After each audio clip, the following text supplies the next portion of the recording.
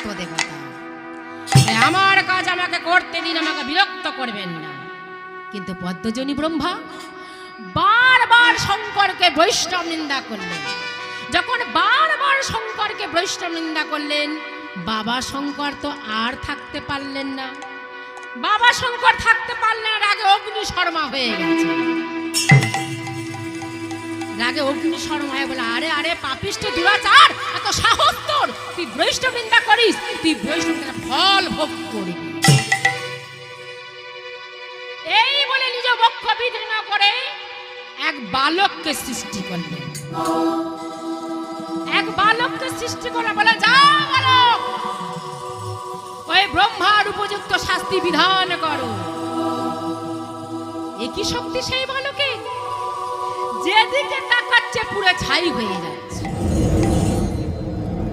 যেদিকে তাকাচ্ছে পুরো ছাই হয়ে যাচ্ছে। মনে হচ্ছে পৃথিবীতে আগুনের তা বনের পশু পাখি তারা ভয়ে পালাতে আরম্ভ করে দিয়েছে। তা ব্রহ্মা বলে, এখন কি করি? এই শঙ্কর কি কাণ্ড করলো বলো তো? হ্যাঁ, এ তো আমার দিকে তাকালে আমিও তো পুরো ছাই হয়ে যাব, আমার দিকে তাকালে আমিও পুরো ছাই হয়ে যাব। না না না, প্রভুর কাছে যেতে হবে। তা ব্রহ্মা কি করলেন? প্রাণ বাঁচাতে ওই গোলকপতি নারায়ণের কাছে চললেন। প্রাণ বাঁচাতে ওই গোলকপতি নারায়ণের কাছে চললেন। আর নারায়ণের নাম স্মরণ করতে করতে চলেছেন। কেমন ভাবে? বাইরে নারায়ণ, ভিতরে নারায়ণ, বাইরে নারায়ণ, ভিতরে নারায়ণ, বাইরে নারায়ণ, ভিতরে নারায়ণ, বাইরে নারায়ণ, ভিতরে নারায়ণ, তুমি নারায়ণ হৃদঙ্গে, তুমি নারায়ণ হৃদঙ্গে, বাইরে নারায়ণ, ভিতরে নারায়ণ, বাইরে নারায়ণ, ভিতরে নারায়ণ, তুমি নারায়ণ হৃদঙ্গে, তুমি নারায়ণ হৃদঙ্গে, অন্তরে হরি বাইরে হরি, তুমি হরি নারায়ণ, অন্তরে হরি বাইরে হরি, তুমি হরি নারায়ণ, অন্তরে হরি বাইরে হরি, তুমি হরি নারায়ণ, অন্তরে হরি বাইরে হরি, তুমি হরি নারায়ণ, তিলকের হরি এক হলো, তিলকের হরি এক হলো,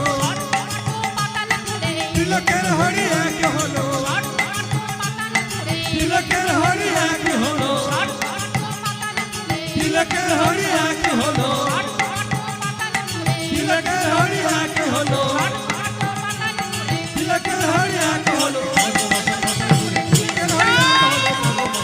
তিলকের হরি এক হলো, তিলকের হরি এক হলো, তিলকের হরি এক হলো, তিলকের হরি এক হলো।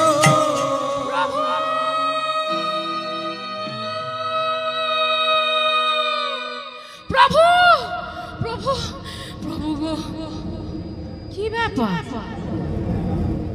আপনাকে এত বিচলিত রেখেছেন, আর কি হয়েছে আপনার? হ্যাঁ প্রভু, সব দেখে শুনে এখানে চলে এসেছি, এখন আমার কি হবে? কি ব্যাপারটা আপনি বলুন তো। প্রভু, ওই শঙ্কর আমার পিছনে ভূত ছেড়ে দিয়ে তারা ভূত ছেড়ে দিয়েছে, সেটা আবার কি? প্রভু গো, সব দেখে এখানে চলে এসেছে, এখন আমার কি হবে? তা বলেন কি ব্যাপারটা আপনি বলুন তো। তা ব্রহ্মার মুখে সমস্ত কথা শুনে বললেন, আপনি একই করেছেন, আপনি বৈষ্ণব নিন্দা করেছেন। জানেন না বৈষ্ণব নিন্দা হলো মহাপাপ? আর আপনি বৈষ্ণব নিন্দা করলেন কেন? আমি তো কিছু করতে পারবো না। যার কাছে অন্যায় করেছেন তার কাছে গিয়ে ক্ষমা প্রার্থনা করুন। আর আপনি বৈষ্ণব নিন্দা করলেন না। প্রভু, বলছিলাম কি, এই বুড়ো বয়সে আমি আবার, দেখুন এই ত্রিলোকে কোথাও গিয়ে আপনি কিছুই করতে পারবেন না। যার কাছে অন্যায় করেছেন তার কাছে গিয়ে ক্ষমা প্রার্থনা করুন। প্রভু আমার বলেছেন কোনো উপায় নেই, প্রভু আমার বলেছেন কোনো উপায় নেই। তাই ব্রহ্মা কি করলেন? প্রভুর কাছ থেকে বিদায় নিয়ে এইবার আস্তে আস্তে আসছেন। আস্তে আস্তে আসছেন কোথায়? না যেখানে বাবা শঙ্কর বসে বসে ধ্যান করছেন সেখানে আসছেন। বাবা শঙ্কর